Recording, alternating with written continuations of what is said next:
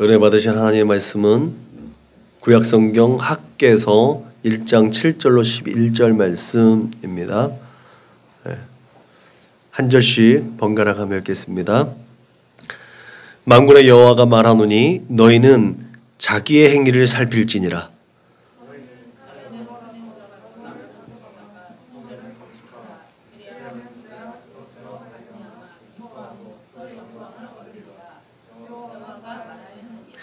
너희가 많은 것을 바랐으나 도리어 적었고 너희가 그것을 집으로 가져갔으나 내가 불어버렸느니라. 나 만군의 여호와가 말하노라. 이것이 무슨 까닭이냐. 내 집은 황폐하였으되 너희는 각각 자기의 집을 짓기 위하여 빨랐음이라.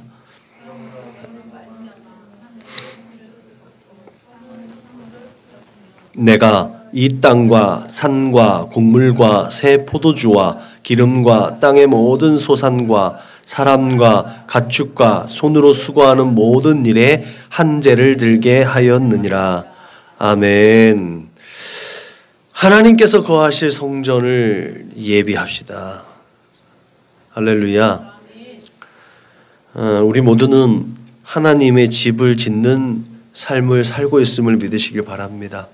이것이 소위 세상적으로 성전 건축, 예배당 건축하는 걸 얘기하지 않는다는 것쯤은 이제 알 겁니다. 고린도서에 보면 바울이 끊임없이 고린도에 있는 사람들에게 고린도 전서도 마찬가지고 고린도 후서도 마찬가지 우리가 하나님의 성전된 것을 고백하게 합니다. 우리가 성전되어졌기 때문에 하나님의 거룩하심으로 지어져 가야 한다는 교훈을 끊임없이 합니다. 그래서 야 너희가 하나님의 성전된 것을 알지 못하냐? 너희가 하나님의 거룩하심을 믿고 너희도 스스로 거룩하라. 너희 안에 성령 하나님이 거하시고 있다는 사실을 잊지 말라라고 교훈한 것을 늘 기억할 수 있기를 주님의 이름으로 부탁을 드립니다. 우리가 늘 그렇게 하나님이 거하시는 집으로 지어져 가고 있다는 이 사실이 늘 끊임없이 하나님 앞에 세워져야 한다는 것에 명분이 되는 줄을 믿으시길 주님의 이름으로 축복합니다. 그래서 내 생각대로 내 마음대로 내 성향대로 살아가면 안 된다는 것이 또한 여기에 근거를 가지고 있습니다. 하나님께서 나를 통해서 어떠한 일을 행하실지 늘 그런 기대감을 가지고 살아갈 수 있기를 주님의 이름으로 축복합니다. 우리 선한목자교회가 이제 오늘 이제 이틀 남았는데 2월 28일을 맞이하면 18주년이 됩니다.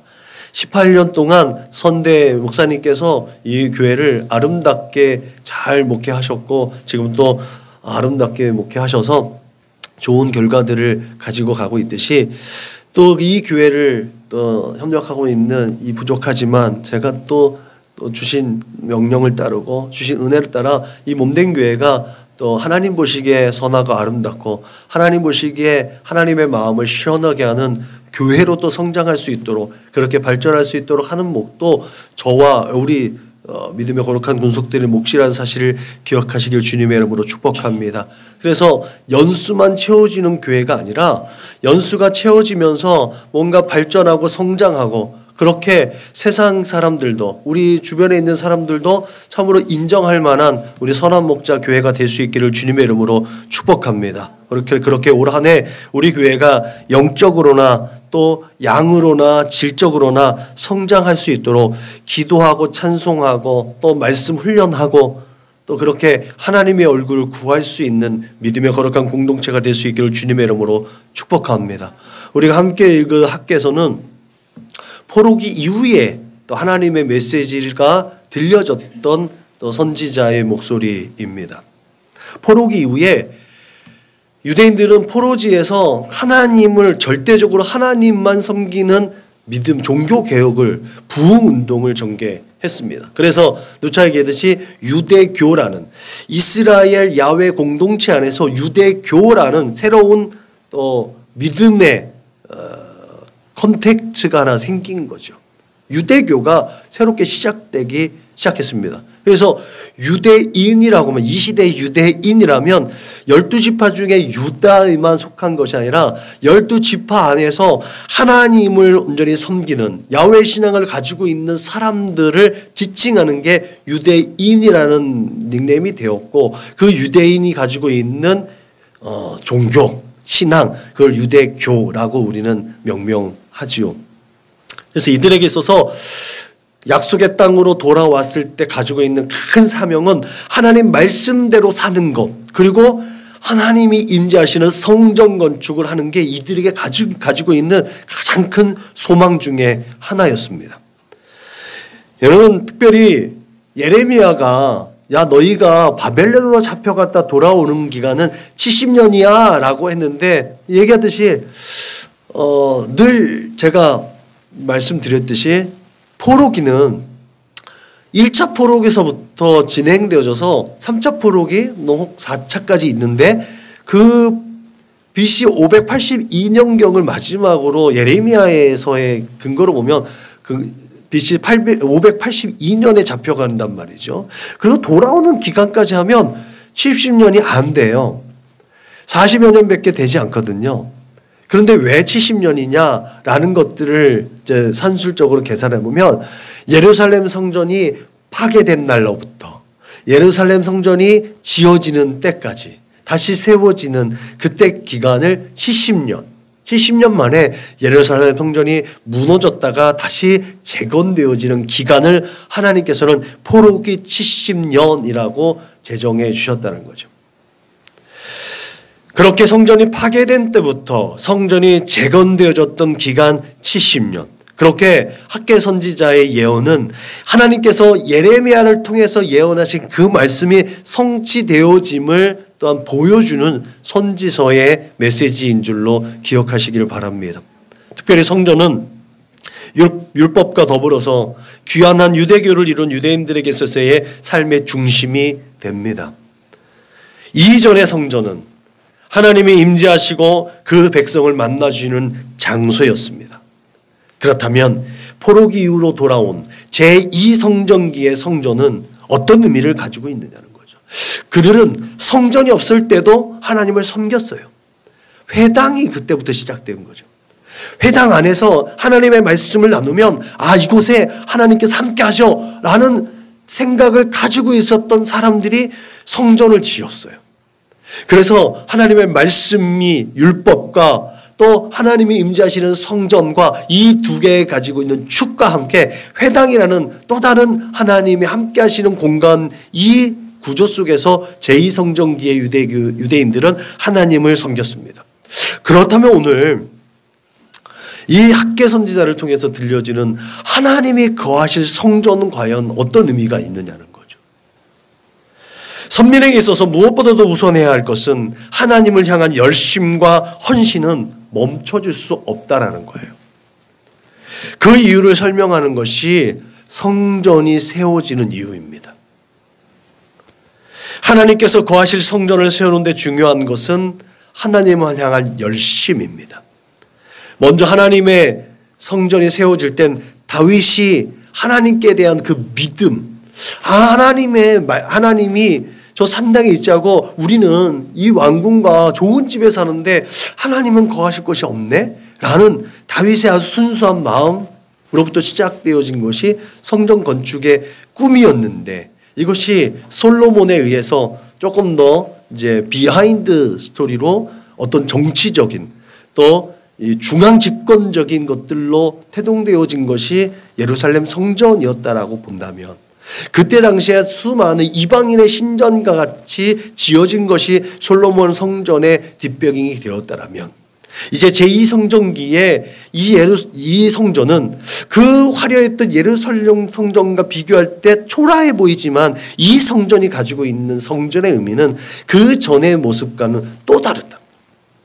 거기에는 하나님의 섬기는 백성들이 하나님을 섬기고자 하는 열심과 충성과 하나님만 섬기겠다는 그 의지가 담겨져 있었음을 우리는 기억해야 될 줄로 믿으시길 바랍니다. 그래서 학개 선지자의 메시지를 통해서 보면 이 하나님의 백성들의 헌신과 열심이 멈춰져 있었기 때문에 다시 그것을 재가동시키려고 하는 하나님의 의지가 학개 선지자를 통해서 선포되어졌다는 사실을 또한 엿볼 수가 있습니다. 학개는 제사장 가문의 출신입니다. 그래서 포로지에서 태어난 사람이에요. 이전에 있었던 그런 거룩한 제사장의 직분을 잘 몰랐어요. 포로지에서는 제사를 드릴 수 있는 게 아니었으니까. 그렇지만 그 약속으로 돌아온 그 첫 번째 귀한 자들에게 포함되어져 있는 사람이었어요. 여러분, 포로기 동안에 유대인들은 그 땅에 정착했어요. 짧게는 한 세대 반, 길게는 두 세대까지 포로지에서 정착했잖아요. 그래서 여러 선지자들을 통해서 그곳에서 파종하고 그곳에서 결혼하고 하나님께서 안정된 삶을 추구하도록 당신의 백성들에게 명령하셨습니다. 그 명령을 따라서 포로지의 각 지역에서 하나님의 백성들은 자기 나름대로의 삶을 구축해서 살았습니다. 그래서 귀환 명령이 떨어졌을 때도 귀환하는 사람이 있는가 하면 귀환하지 않고 그 포로지에 디아스포라로 남은 사람들이 많이 있었습니다. 그럼에도 불구하고 제사장 출신인 학개는 아무 기반이 없는데도 불구하고 하나님이 약속하신 땅으로 돌아온 사람 중에 한 사람이었습니다. 그렇게 가나안 땅으로 돌아온 사람들은 하나님의 언약을 기억하고 온전히 신뢰한 사람들이었다는 측면에서 정말 위대한 사람들로 칭송할 만합니다. 그리고 그렇게 그들은 그렇게 돌아올 때 분명한 목적을 가지고 왔습니다. 그 목적이 뭐였어요? 성전을 건축하는 것. 하나님이 임재하셨던 그 옛날에 그 성전을 다시 짓는 거예요. 성전을 사모했고 그 성전 재건에 대한 열망을 가졌던 사람들이 포로 1차 포로, 2차 포로 귀환하는 사람들의 마음 가운데 불처럼 타올랐었다는 거죠. 열정이 그들에게는 있었습니다. 그래서 돌아오자마자 완전히 초토화되어져 있던 그 성전을 재건하기 위해서 몸부림을 쳤습니다.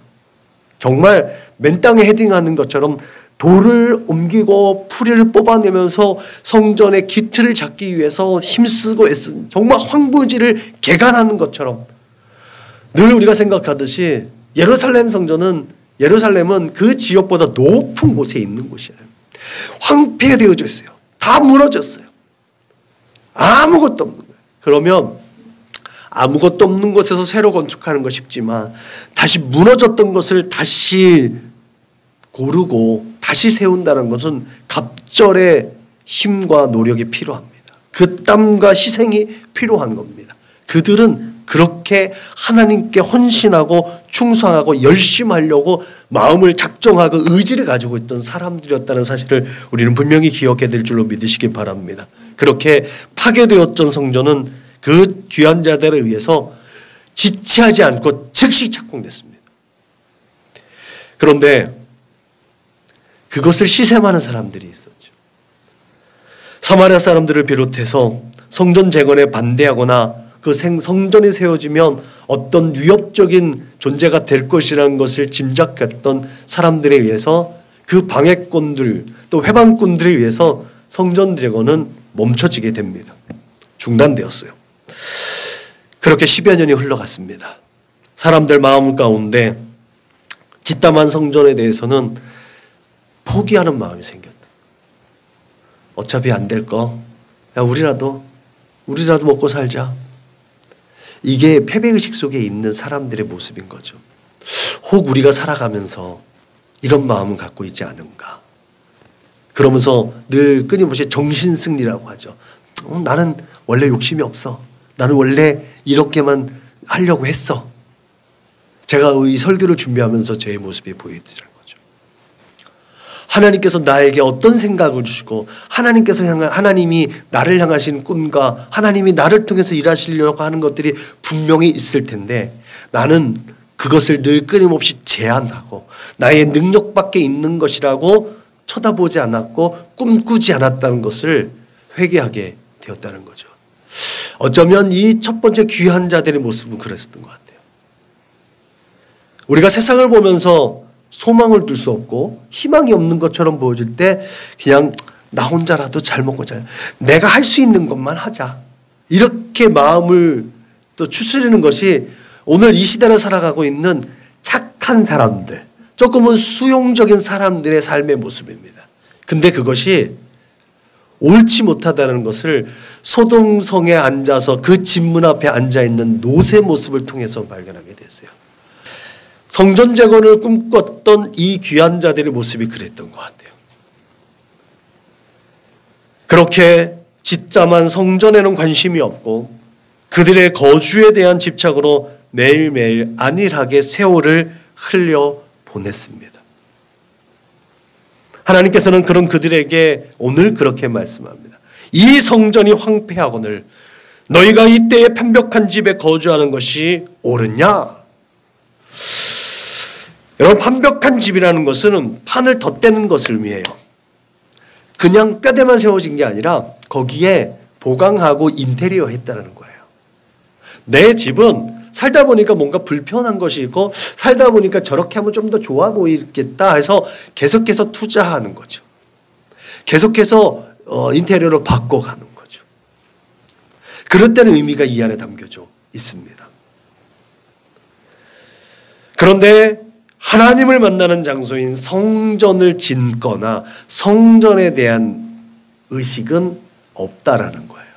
그게 하나님께서 귀환한 사람들을 책망한 거예요. 이 사람들을 하나님 입장에서 보면 참 대견한 사람들 아니겠어요? 이미 그 땅에서 조금 더 안정된 삶을 구축했을 텐데 하나님께서 아브라함에게, 야곱에게, 이삭에게, 야곱에게 또한 그 조상들에게 약속했던 그 땅, 하나님이 약속했던 그 언약의 땅, 지금 가면 황폐해져 있었던 그 땅을 그럼에도 불구하고 온 사람들이니까 하나님 보시기에 얼마나 대견했겠어요. 그런 그들을 책망하시는 하나님의 의도가 분명히 있다는 사실을 기억하시길 바랍니다. 이 성전이 황폐하였거늘 너희가 이때에 판벽한 집에 거주하는 것이 옳으냐라고 하면서 하나님께서는 너희는 자기의 행위를 살필지니라. 너희가 많은 것을 바랐으나 도리어 적었고 너희가 그것을 집으로 가져갔으나 내가 불어버렸느니라. 나 만군의 여호와가 말하노라. 이것이 무슨 까닭이냐? 내 집은 황폐했으되 너희는 각각 자기의 집을 짓기에 빨랐습니다 라고 지적하고 있다는 거예요. 분명히 그들을 둘러싼 상황은 그들의 힘으로 버틸 수 없는 상황들이었습니다. 이게 늘 끊임없이 우리의 변명거리입니다. 그러나 문제는 그 문제, 하나님도 너희들 그 상황, 너희들의 그 환경 내가 인정한다. 하나님이 그것을 인정하지 않는 건 아닙니다. 충분히 재건을 위해 다시 일어섰을 수 있음에도 불구하고 그들은 그들의 세속적인 일들을 위해서 그들의 힘과 에너지를 소모하고 있었다는 것이 하나님이 그들을 책망한 이유였다는 거죠. 오늘 우리도 충분히 몸된 교회를 위해서 또 하나님의 거룩하신 뜻을 위해서 힘과 지혜와 에너지를 발산할 수 있음에도 불구하고 조롱당하고 멸시당하고 거부당하기를 두려워하고 있는 것 때문에 주저앉아 있는 우리의 모습들을 발견할 수 있기를 주님의 이름으로 축복합니다. 이렇게 처음에는 열정적으로 헌신하다가 이런저런 반발과 방해에 부딪히면서 열정은 식어갔고 그러다가 자신의 삶의 자리를 확보하는 것이 우선되어졌고 하나님보다는 내가 우선되어져 있는 것, 그게 바로 하나님께 책망받는 이 귀한 자들의 모습이었다는 거죠. 사실 우리도 어떤 난관에 부딪히면 그때부터 이미 불가능하다고 단정 짓지 않습니까? 그런데 믿음의 사람들은요, 하나님 것을 먼저 자릅니다. 자기가 먹고 살기 위해서 하나님의 것을 먼저 자른다는 거죠. 우리가 하나님 앞에 예물 드리잖아요. 우리가 하나님 앞에 귀한 시간 들여서 예배 드리잖아요. 근데 이게 우리가 심각하게 생각해 봐야 돼요. 내 것을 하고 남은 것을 드리냐, 내 것을 먼저 확보해낸 다음에 그 나머지 것을 드리냐, 아니면 하나님의 것을 먼저 구별한 다음에 내 것을 먼저 활용하느냐, 이거 우리가 잘 구별해야 될 줄로 믿으시길 바랍니다. 감사예물, 11조, 우리가 주중 예물, 각종 예물 하나님 앞에 올려드리고 우리가 하나님 앞에 시간 들여서 가정에서 또한 지정되어져 있는 공적인 자리에서 예배 드리는 것이 내가 여유 있어서 드리느냐는 거예요. 이거를 나는 잘 알아요. 내가 전심으로 하나님 앞에 나의 것을 드리고 있는지 나는 알아요. 그렇게 보이게 척하는 것도 하나님이 아시지만 제일 먼저 내가 잘 알아요. 그 마음, 가장 좋은 것 하나님 앞에 올려드릴 수 있기를 주님의 이름으로 축복합니다. 그게 복장부터 나와요. 그게 우리들의 삶의 언저리에서 예배에 대한 집중에서 나옵니다. 그래서 제가 그러잖아요. 주일날 예배 드릴 때 가장 좋은 컨디션으로 예배 올려드릴 수 있도록 토요일날 평소보다 더 일찍 자라고. 그게 우리가 준비되어져서 하나님 앞에 드려져야 되는 시간이니까 그래요. 가장 좋은 컨디션에서 가장 맑고 밝은 정신으로 하나님의 얼굴을 구하고 하나님 앞에 기도하고 찬송하고 하나님께 드려지는 게 이 시간이 되어야 될 줄로 믿으시길 주님의 이름으로 축복합니다. 신앙생활은 그렇게 물론이거니와 우리의 삶의 자리에서도 열정적으로 일하다가 이런저런 이유로 상심하고 낙심하고 습관적이고 기계적으로 우리의 삶을 체험하고 있지 않은지를 나 스스로 점검해 볼 수 있어야 될 줄로 믿으시길 주님의 이름으로 축복합니다. 이게 왜 무섭냐면 이런 습관적이고 기계적인 삶은 결국 삶을 무기력하게 만들기 때문에 그렇습니다. 그냥 패배주의로 살아가고 좀 염세주의적이고 회의적으로 살아가게 하는 것이 습관적이고 기계적이고 그냥 수동적으로 살아가는 삶의 방식이 그렇게 그런 결과가 나오기 때문에 무섭다라는 거예요. 그 애가 아까 말씀드려줬던 소돔송의 롯이라는 거예요. 그래서 예수님은 롯의 철을 기억하라고 하면서도 그 가정의 신앙을 점검하지 못한 롯도 우리가 기억할 수 있게 하셨음을 믿으시길 바랍니다. 그는 그렇게 불가능한 현실이라고 단정짓고 그렇게 자신의 모든 의지와 소망도 포기하고 의기소침했던 사람이 바로 롯이었습니다. 그러므로 언제나 여러분의 능력을 항상 갱신시켜 나갈 수 있기를 주님의 이름으로 축복합니다.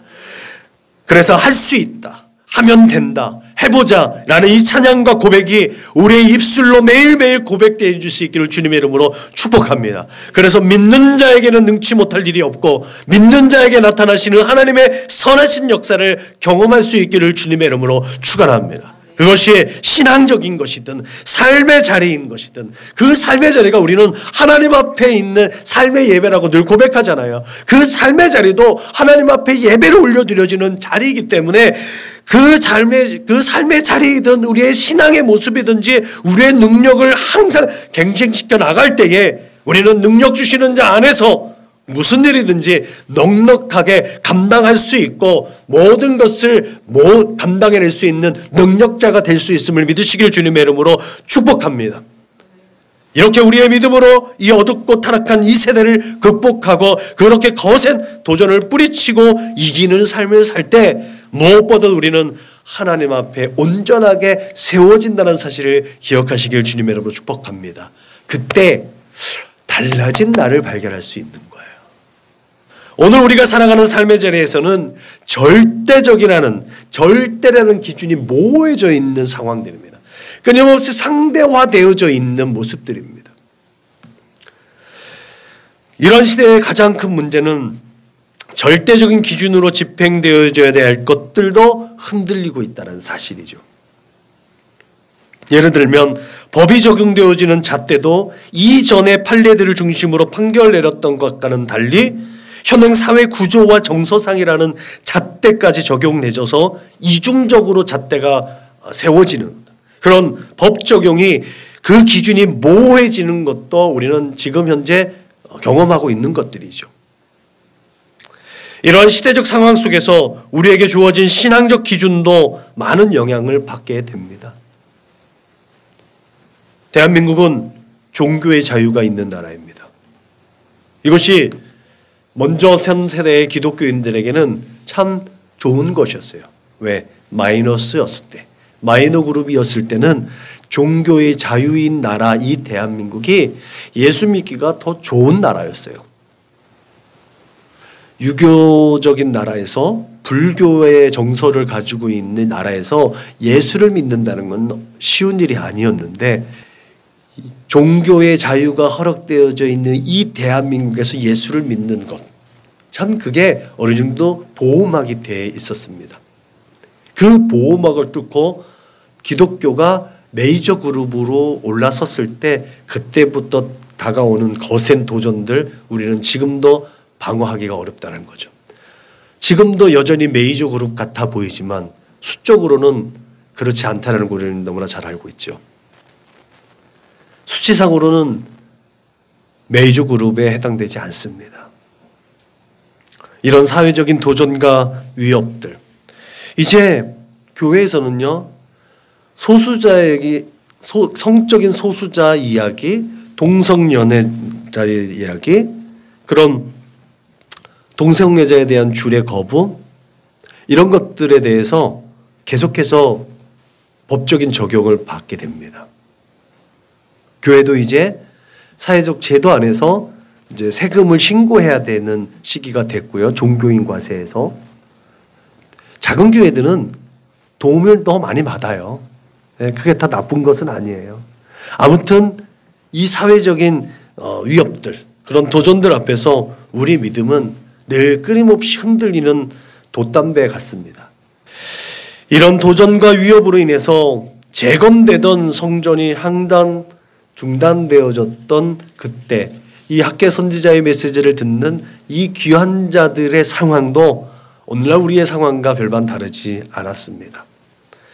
그렇게 중단되어져 있었던 그때 그들의 나태함을 책망하고 그 선한 일을 다시 재개할 수 있도록, 그렇게 반대하는 그 무리들을 만나더라도, 회방꾼들이 막 그렇게 설쳐댄다 할지라도 힘있게 그 일을 계속해서 진행할 수 있어야 한다라고 들려진 목소리가 학계 선지자를 통해서 주신 하나님의 명령이었음을 우리는 오늘 본문을 통해서 확인할 수가 있죠. 특별히 학계 선지자가 성전 재건을 촉구하는 그 목적 있는 설교, 오늘 학계가 설교하는 것은 목적 설교입니다. 특별히 목적 있는 설교였습니다. 이 설교를 했던 날이 일곱째 달 곧 그 달 21일이었다고 해요. 일곱째 달이 있는 초막절 절기에 오늘 메시지를 전한 거예요. 유대인 남자들이 1년에 3번 반드시 성전에 가서 하나님께 얼굴을 보여줘야 했던 절기 중 하나가 바로 초막절입니다. 그때 하나님의 백성들의 감겼던 눈을 뜨게 한 설교가 오늘 선포되었습니다. 이렇게 이스라엘 백성은 야훼의 절기인 초막절에 뼈 때리는 설교를 통해서 잠시 놓아졌던 성전 재건의 꿈을 다시 회복하게 됩니다. 그래서 다시 열심히 성전의 기초를 세웠습니다. 그리고는 첫 번째 성전과는 너무나 작고 초라한 모습에 대성통곡했다라는 이제 메시지가 있지요. 그 울부짖음은 그들의 무능력에 대한 자책감이었고 하나님께 대한 죄송한 마음이었습니다. 어쩌면 자신의 집을 계속해서 치장하고 편벽했던 그 사람이 더욱더 많은 회개를 하지 않았겠습니까? 야, 우리 하나님의 집을 이렇게 조금 서둘러서 짓긴 했는데, 야, 우리 집보다 못하다. 이전의 성전보다 못하는 것 때문에 그렇게 대성통곡했지만 자기네 집을 이렇게 판벽한 집의 인테리어 했던 사람들을 보면 자기들도 하나님 앞에 회개하는 마음 갖지 않았을까? 하나님이 우선이 아니라 내가 우선되어졌음을 고백하면서 하나님 앞에 회개의 눈물을 흘리지 않았겠습니까? 예나 지금이나 이스라엘 백성에게 있어서 모든 기준은 하나님이었음을 우리는 기억해야 될 줄로 믿으시기 바랍니다. 특히 바벨론 포로기를 겪은 귀한 자들에게 있어서 하나님이 절대적인 기준이었기 때문에 그분이 임재하시는 성전 재건은 숙명적인 또한 사명이었음을 그들이 다시 한번 깨달았음을 우리는 깨닫게 됩니다. 그렇다면 오늘 우리는 어떤 기준과 목적으로 살아가고 있는가라는 질문 앞에 서봐야 되지 않겠습니까? 그때 그 사람들이 하나님이 임재하시는 성전을 그들의 숙명이었고 사명이라고 여겼다면 오늘 바울의 목소리로 너희가 하나님이 거하시는 성전인지를 알지 못하느냐? 너희들 안에 성령 하나님이 거하시는 것을 깨닫지 못하느냐라는 음성이 들려질 때 나는 오늘 어떠한 삶의 목적을 가지고 어떤 삶의 기준으로 살아가고 있는가라는 질문 앞에 서봐야 되지 않겠습니까? 우리는 언제나 항상 우리의 목적과 기준이 하나님 앞에서 우리 주 예수 그리스도 안에서 하나님의 영광이라는 우리의 삶의 방향인 줄로 믿으시길 바랍니다. 그때 우리는 하나님께서 은혜와 평강으로 우리의 삶을 이끌어 주시고 그것이 축복된 삶이라는 사실을 세상 가운데 증언할 수 있는 증인으로 세워질 수 있음을 믿으시길 주님의 이름으로 축복합니다. 학계는 2장으로 되어져 있는 짧은 선지서입니다. 그러나 아주 강력한 메시지를 담고 있지요. 우리의 모든 자화상을 다 담고 있는 것처럼 보여집니다. 특별히 하나님의 권면과 언약이 기록되어져 있는 다음 장 2장에서도 강조되어지는 것이 스스로 굳세게라는 말이에요. 누가 대신해 줄 수 없다는 거죠. 늘 얘기했듯이 신앙은 하나님과 나와의 개인적인 관계잖아요. 부모가 구원을 얻게 해줄 수 없어요. 내 남편이, 나의 아내가, 내 아들과 내 딸이, 나의 엄마, 아빠가 나를 구원해 줄 수가 없어요. 옆에서 마음 졸이고 마음 쓰라린 마음으로 기도해 주는 거예요. 지난주에 그 아들을 위해서 대전에서 올라온 그 부모의 마음 가지고 아들 데리고 예배에 참석할 수 있는 그것은 할 수 있어요. 근데 그를 위해서 기도해 주세요. 중보해 주세요. 기도 요청하고 그를 위해서 눈물 흘리며 기도하는 것 뺏기는 안 돼요. 스스로 하나님 앞에 나와서 스스로 하나님의 믿음을 간구해서 믿음 달라고 하나님 앞에 간구하고 예수 그리스도의 십자가 앞에 서지 않으면 절대로 구원을 얻을 수가 없는 거예요. 그만큼 우리의 신앙은 하나님과 나와의 개인적인 관계입니다. 그래서 스스로 굳세게라는 이 말이 우리에겐 강하게 들려지는 거예요. 하나님을 향한 열정을 가지고 우리 스스로 각자의 삶의 자리에서 믿음을 강화하라는 메시지가 스스로 굳세게라는 말이에요. 내가 얼마나 하나님과의 관계를 두텁게 하고 있느냐는 거예요. 그냥 죽지 못해서 근근히 그냥 도갓줄 잡고 있는 것이 아니라면 우리는 확실하게 하나님 앞에 달려나가야 될 줄로 믿으시길 주님의 이름으로 축복합니다. 그렇게 하나님의 역사에 동참하는 사람들, 하나님을 향한 믿음과 소망을 가지고 더 힘있게 자신의 모든 것들을 발휘하고 모든 것들을 하나님 앞에 올려드려서 내가 가지고 있는 능력을 가장 최상으로 늘 최고의 능력치를 발휘할 수 있음을 믿으시길 주님의 이름으로 축복합니다.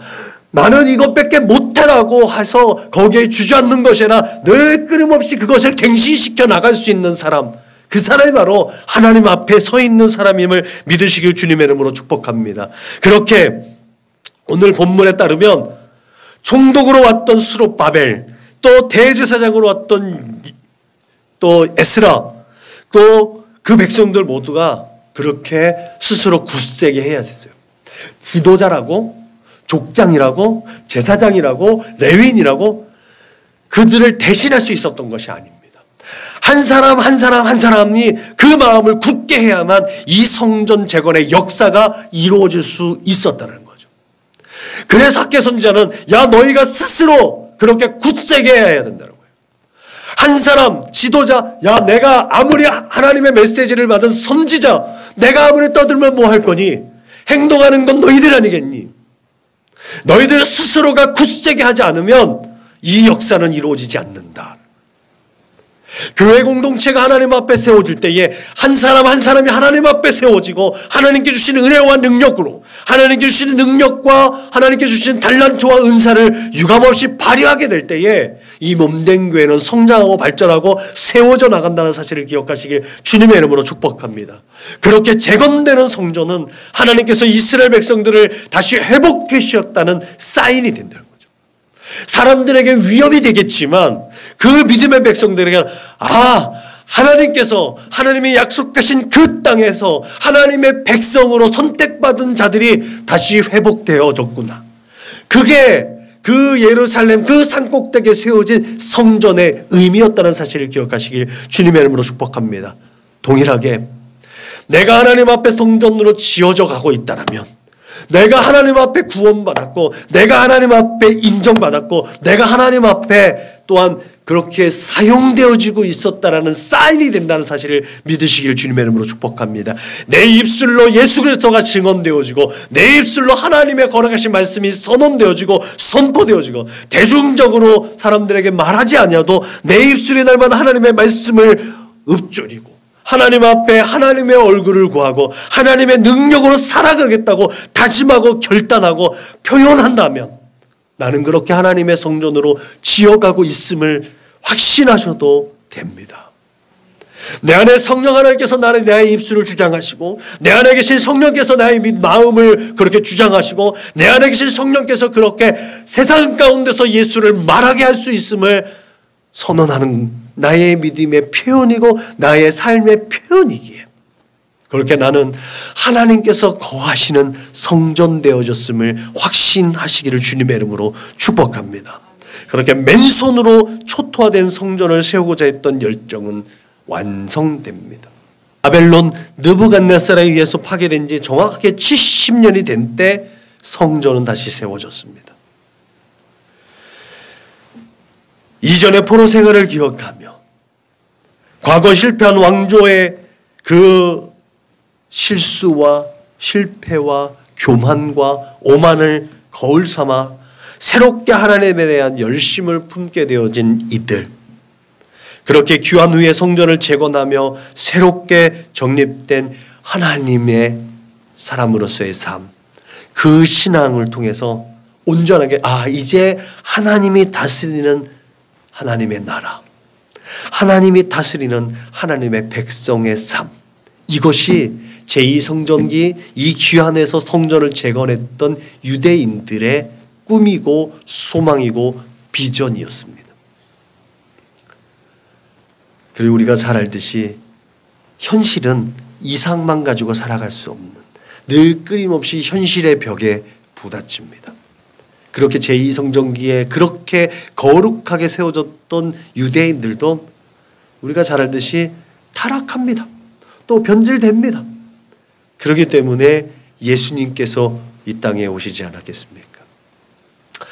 자신은 옳다고 여겨졌지만 그것이 외식이라고 하나님 앞에 책망받는 그들의 모습들 통해서 우리도 늘 끊임없이 우리의 믿음을 점검할 수 있기를 주님의 이름으로 축복합니다.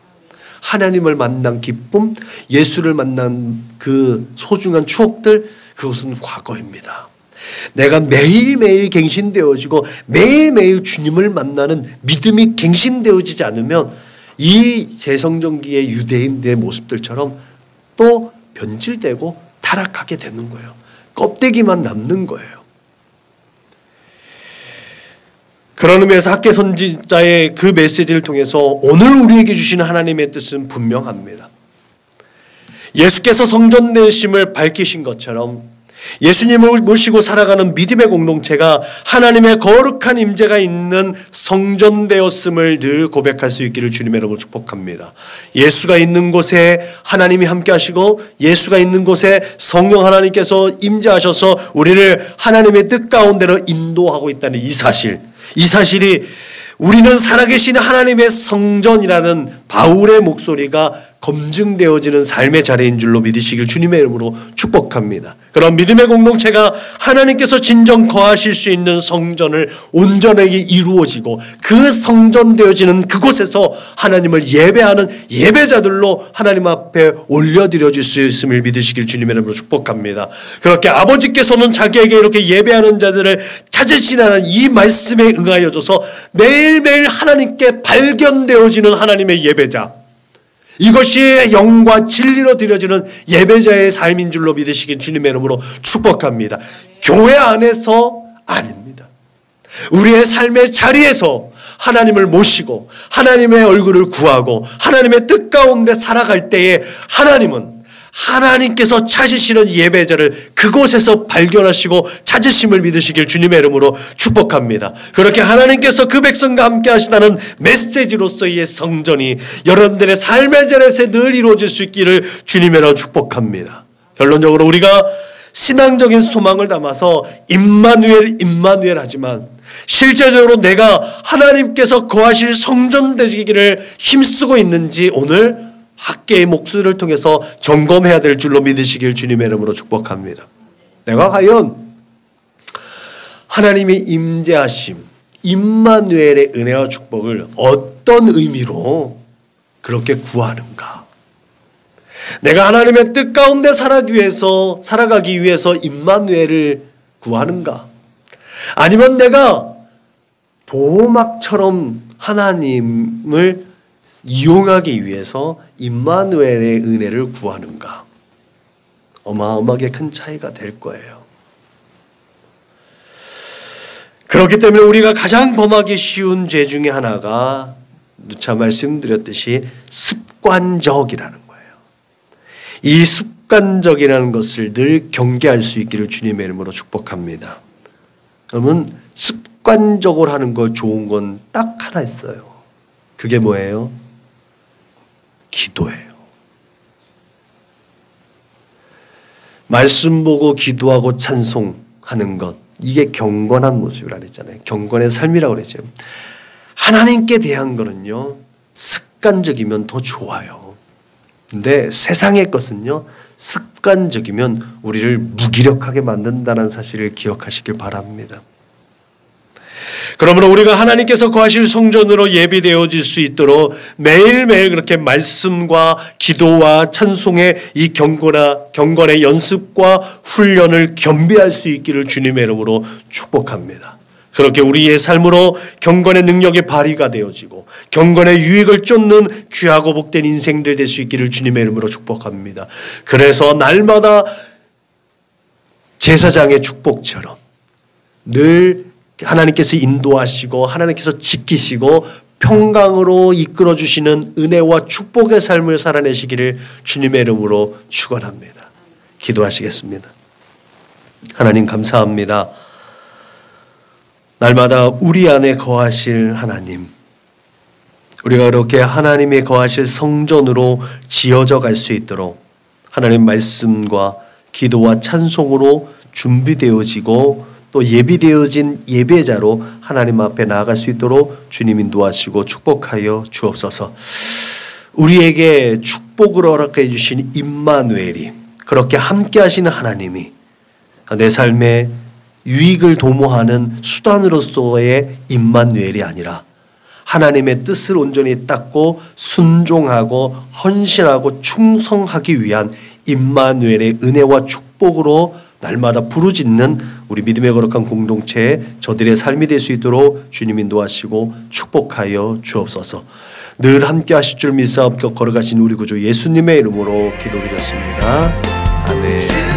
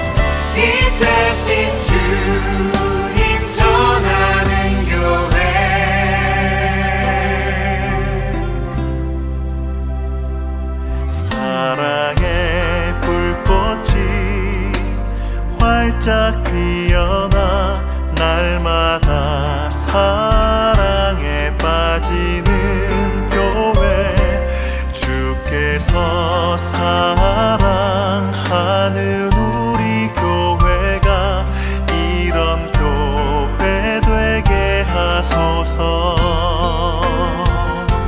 주께서 사랑하는